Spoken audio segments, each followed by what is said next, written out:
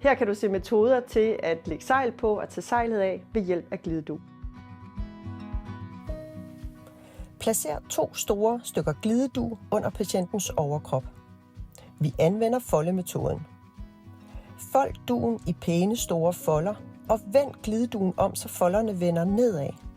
Træk den ned under hovedpuden, indtil I mærker modstand. Tag fat med en hånd nærmest patienten og træk roligt en fold ad gangen ned under patientens krop.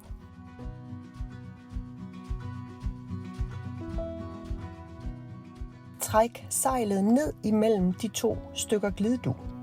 Sørg for at trække symmetrisk og roligt. Når I trækker, så træk ved at læne jer ind i trækretningen og stop, når I mærker noget modstand. Hjælp hinanden med at placere benstropperne godt. En strop ad gangen. Skub ned i madrassen og glid på dugen.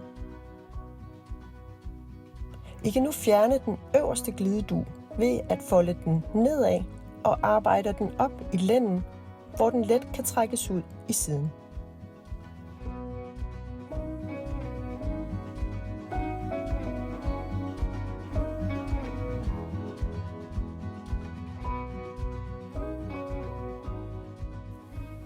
Når sejlet skal på en patient, som skal liftes fra en stol, skal 2 store stykker glidedug skubbes ned langs stoleryggen og patientens ryg og helt ned under hoften.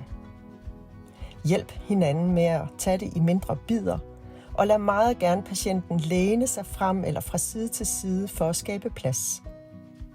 Sejlet kan nu trækkes ned imellem de 2 lag glidedug. Lad bare glidedugen forblive i sejlet og tjek, at sejlet ligger symmetrisk. Når sejlet skal fjernes, kan liften gøre arbejdet, så længe der er glidedug imellem patienten og sejlet. Det kan enten foregå fra stolen eller fra siddende i sengen.